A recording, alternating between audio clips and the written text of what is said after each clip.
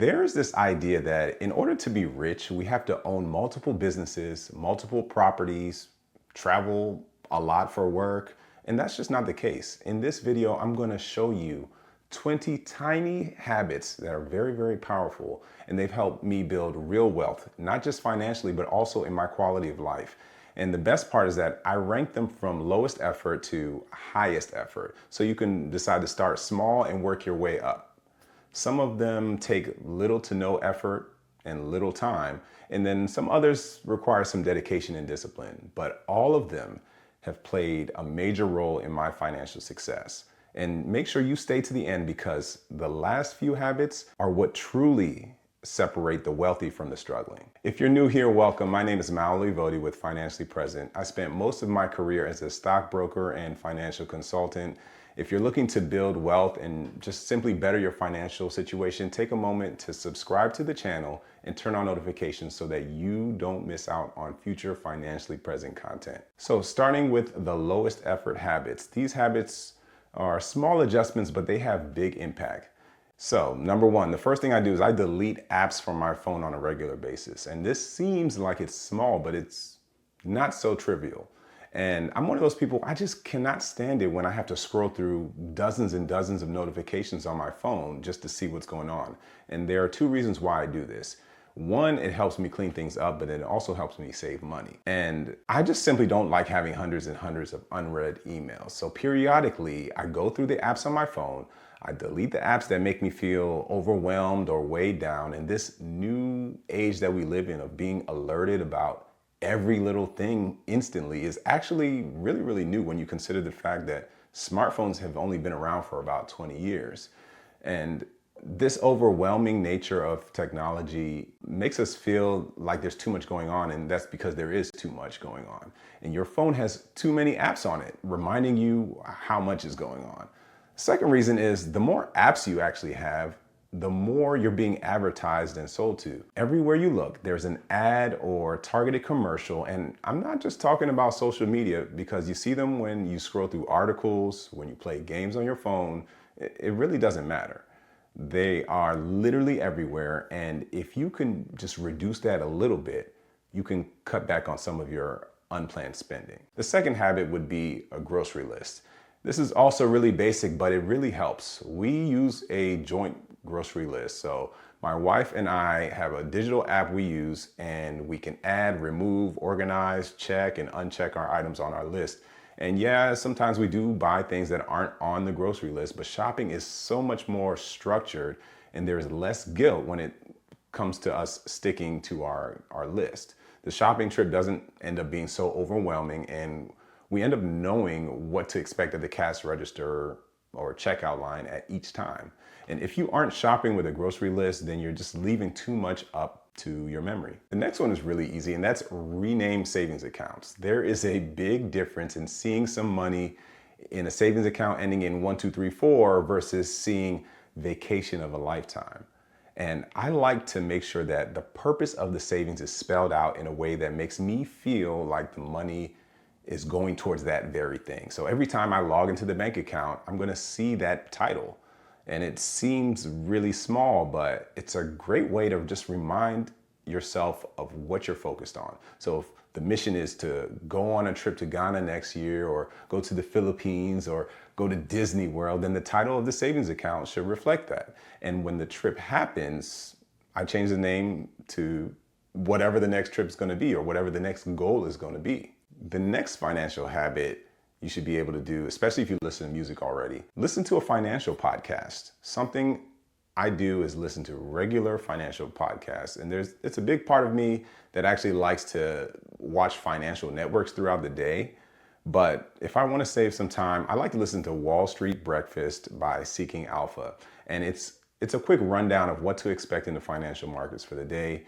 And a new episode is ready by 8:30 every morning. So it saves me some time if I don't feel like sitting down and watching some of the news networks. And there are plenty of podcasts out there, but this one in particular, it just leaves out the opinions. It gives you the facts of the day and just a daily dose of what to expect. And there's also a Wall Street Lunch series as well, so you can check that out. But just find a podcast that you like, so that you can get your daily dose of financial information. Another habit I have is I read self-help books. So I've tried really, really hard to read fiction books, but I just get too distracted. I start forgetting the details about certain characters, then I have to reread the pages over, and then I lose interest in the book and I never finish it. But self-help books, for some reason, those are just refreshing. And I know I can learn from them. I can apply them in different areas of my life. So whenever I want to build this bubble of encouragement and growth, I pick up a self-help book, and right now I'm reading Chop Wood and Carry Water by Joshua Medcalf, and it's extremely pleasant. Each chapter is about 3 or 4 pages, and it reflects the theme of why the journey of being great is just as important as being great. So on the flip side, I am trying to get into fiction books too, so just to give myself a break from self-help books. So if you actually have an amazing fiction book recommendation for someone like me who just has a hard time finishing them, please give me a recommendation in the comment section. The next habit that I have is I use a planner. So I admit I used to hate these, especially when I was younger, but a few years ago, I just got very intentional about sitting down on Sunday nights and just mapping out my week.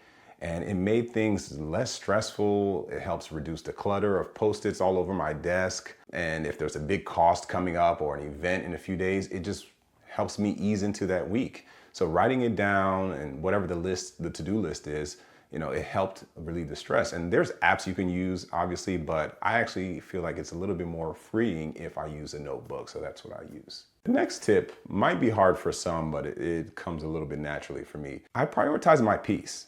And if you're familiar with this poem, If by Rudyard Kipling, he says, if you can keep your head when all about you are losing theirs and blaming it on you. This idea of prioritizing my peace is a little easier for me, and it's always worked out very well because there is only one place in the world that I know that I can truly control the weather, and it's up here. It's all in my head. I can control it, and nobody can ever take that away from me. So I'm not interested in some of the water cooler conversations or the office drama or family drama.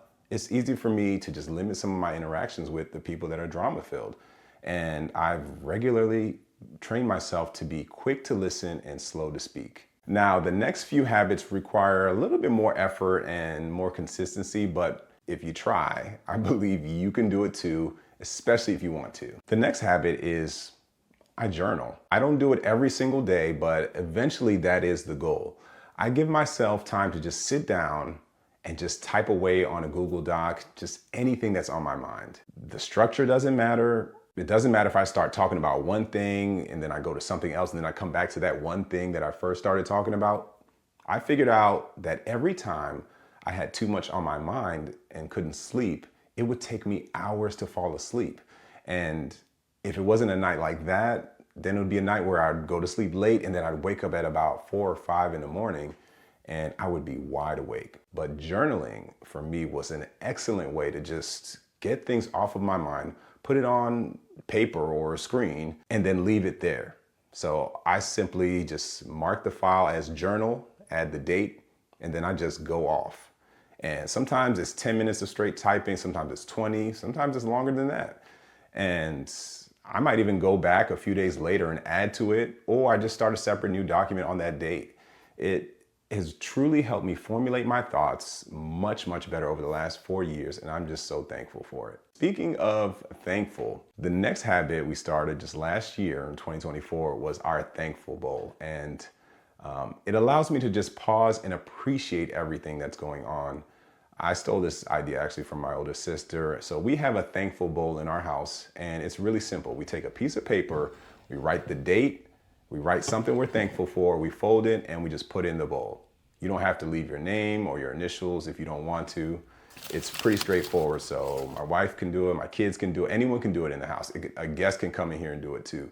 But we took time on New Year's Day to actually read everything that we were thankful for, or even our family was thankful for. And it was just a great moment to reflect. And I'm really looking forward to the next time we go through all of those notes. And I think we're going to start doing it each January 1st, basically. Now, the next habit that we have formed here is budgeting. And I know budgeting gets a bad rep, and that's because people think that it takes the fun out of spending, but what it actually does is it helps with the predictability of your lifestyle. It literally gives me the opportunity to be realistic with what we can afford and what we can do as a family, and it gives my family some type of certainty. If this is something you struggle with, just take some time to consider what stability would look like for you if you knew an unexpected bill or situation with your car wouldn't interrupt your plans. And if you are looking for a budget spreadsheet, I'll have one linked below this video that you can use free of charge. Another habit that has worked really well for me is that I stop comparing myself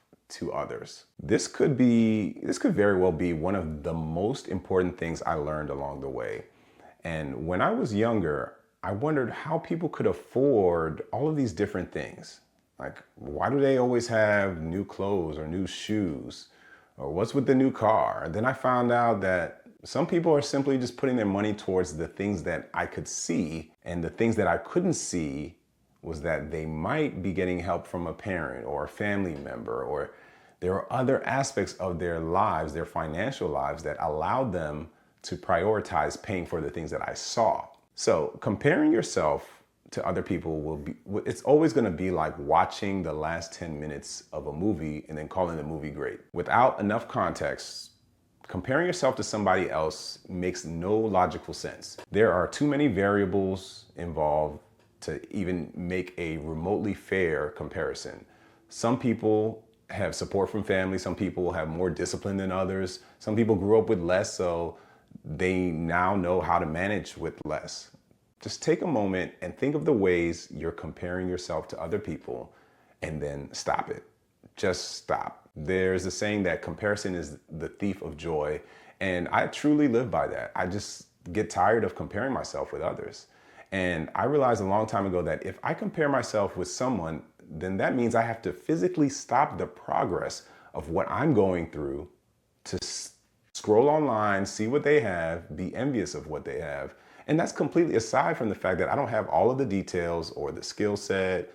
Our skill sets are different. Our connections are different. Our life decisions aren't the same. The chances we take aren't the same. And the decisions we make aren't the same. Of course, they're going to be different. So in essence, don't let your food get cold looking at somebody else's plate. The next habit is that I automate the majority of my investing. So the majority of my investing is through dollar cost averaging.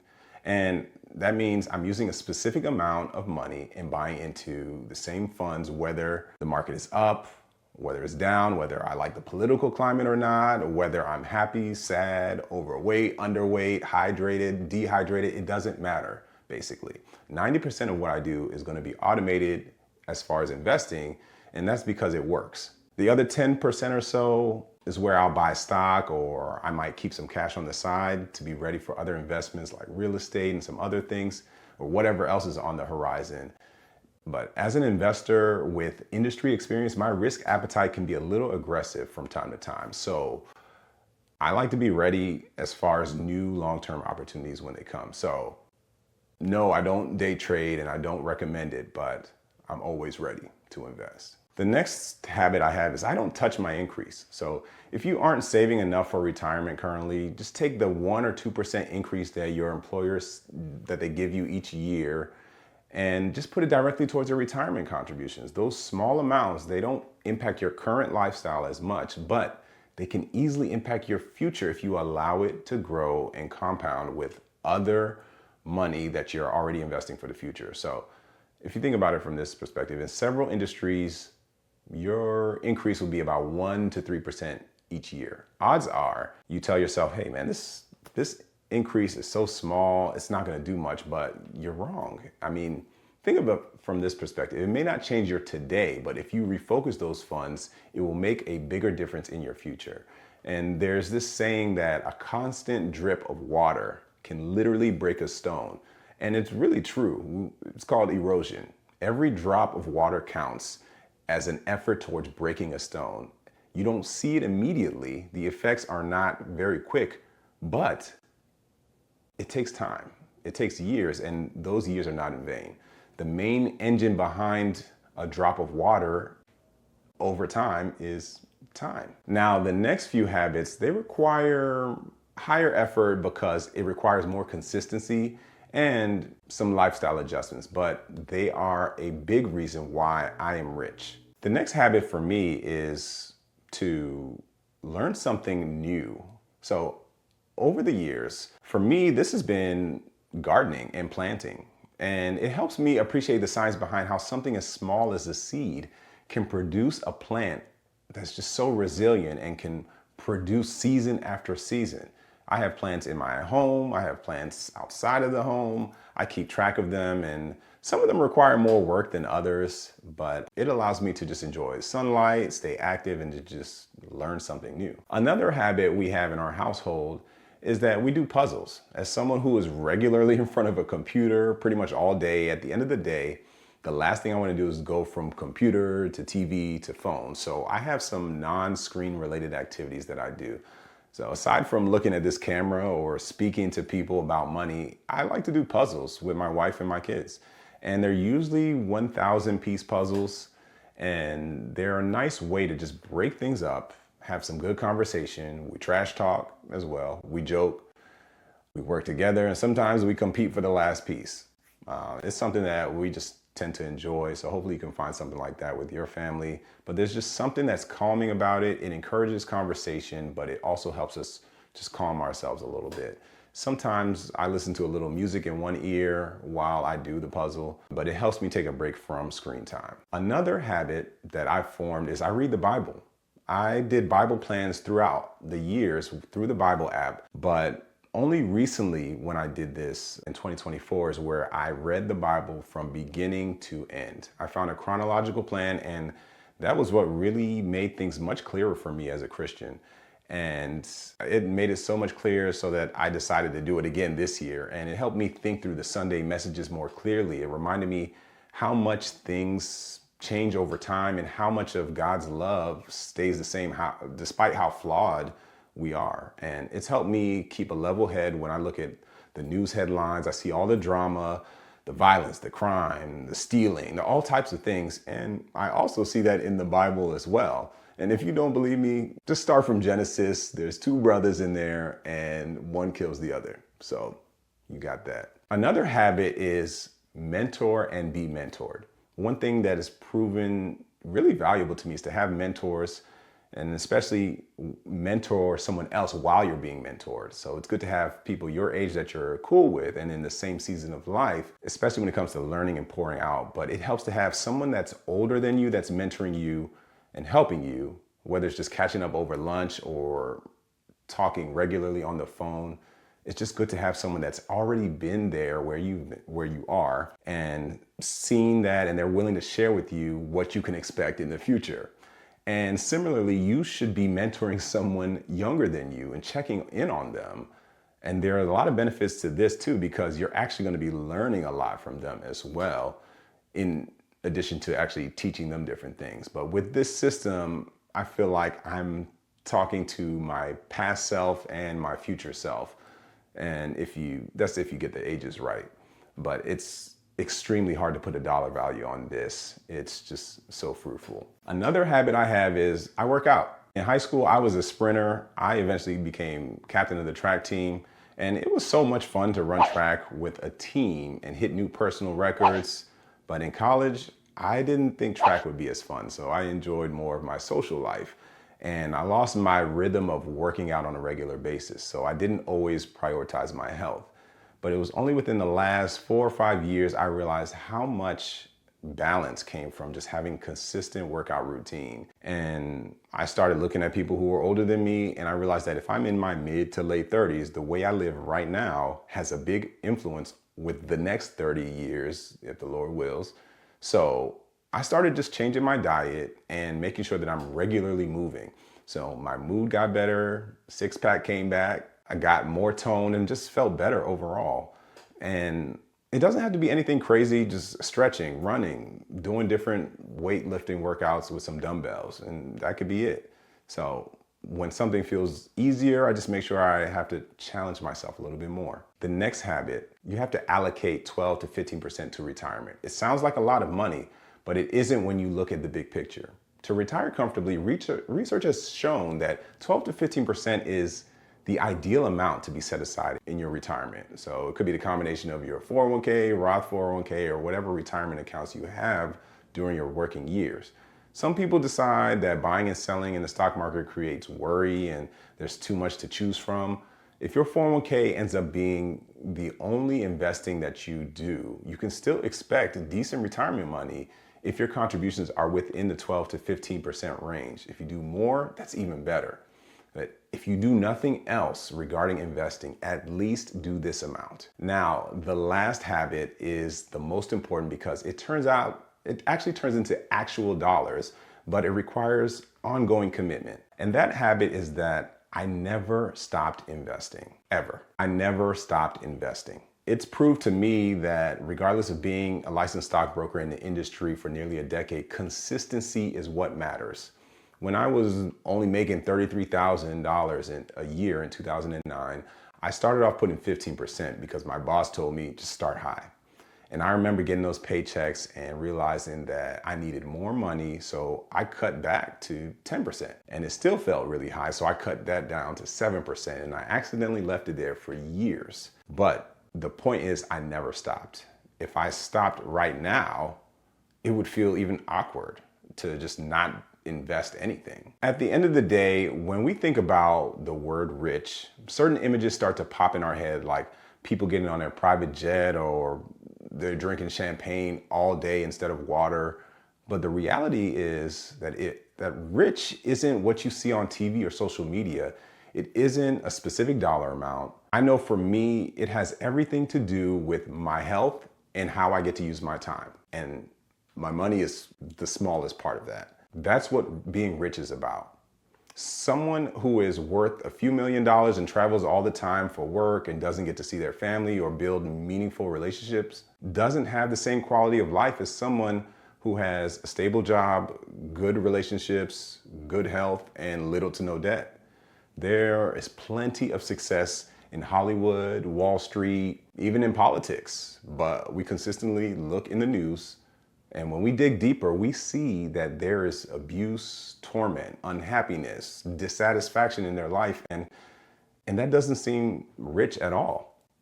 So wherever you are on your wealth journey, make sure you learn that rich actually means something else for you if you sit down and define it. And just limit the comparison game, because some people are much richer than other people for reasons outside of money. If you like this video, I want you to hit that like button and share this video with someone that you care about. Until next time, stay present.